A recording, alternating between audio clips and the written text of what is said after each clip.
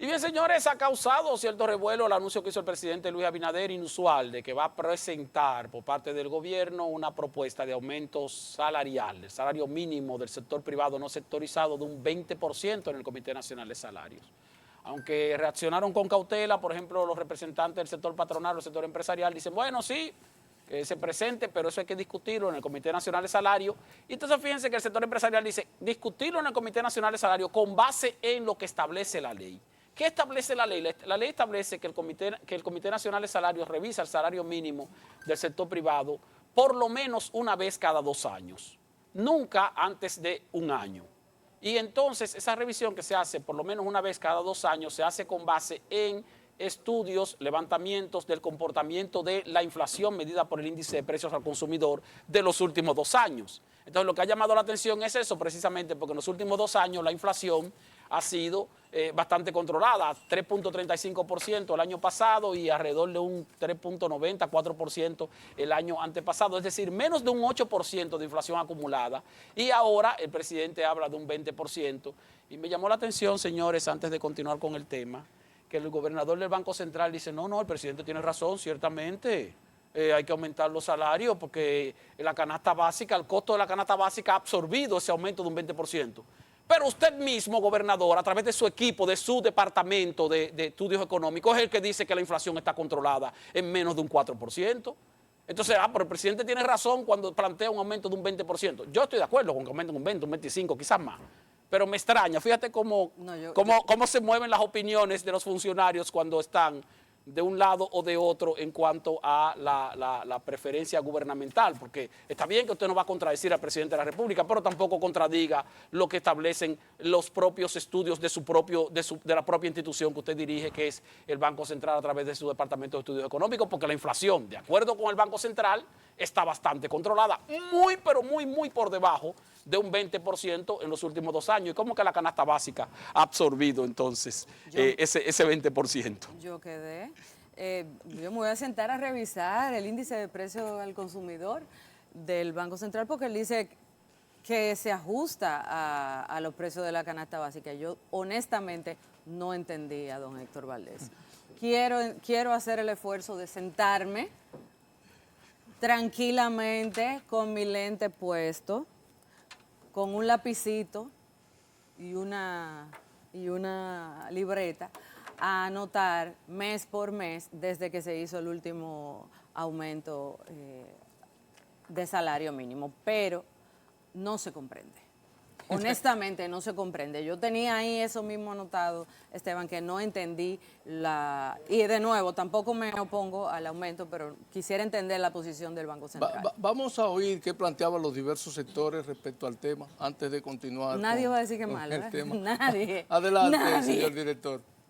La inflación, pero cuando usted se va a los productos de consumo diario más urgentes, como son alimentos, bebidas no alcohólicas, transporte, etcétera, esos productos sufren un impacto que se coloca por encima de otros productos de la canasta familiar. No solamente es lo no sectorizado, tenemos turismo, tenemos zona franca, son 16.000 pesos que ganan el mínimo y son de los principales empleadores de este país. Los mínimos, esto afecta a los demás salarios, lo que nosotros llamamos un efecto dominó. Entonces realmente las empresas tienen que analizar bien el tema de su presupuesto, todo lo que es proyección de crecimiento. Yo pienso que un 20% a los sectores menores ingresos lo coloca en el índice superior al quintil 1 de gastos, y eso es positivo desde todo punto de vista. Mira, hay una verdad, hay una franja de la población empleada muy amplia en la sociedad dominicana que todavía recibe salarios de 10.000 pesos. Pero el gobierno es uno de los principales. No, el principal es el propio gobierno.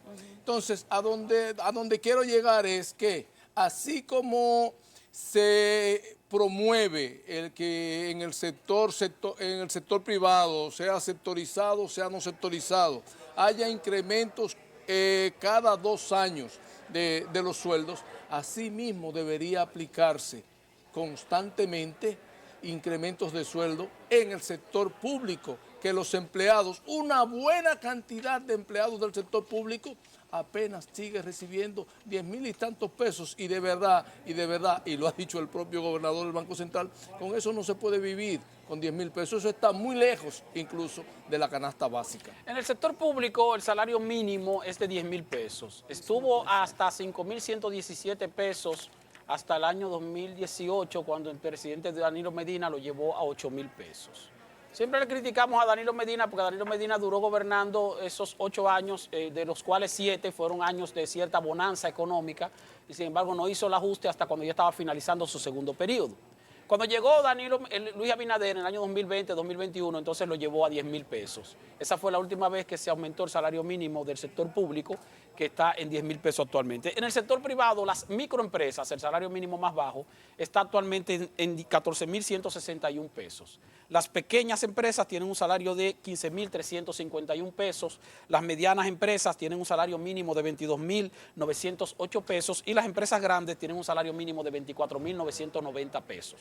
Con el ajuste de un 20%, entonces ya habría una proporción mayor para cada uno de esos trabajadores. Pero repito, lo que establece el Comité Nacional de Salarios es que se hace ese ajuste con base en el comportamiento de la inflación acumulada de los 2 años anteriores. Vamos a ver qué va a ocurrir cuando se presente esa propuesta por parte del presidente Luis Abinader.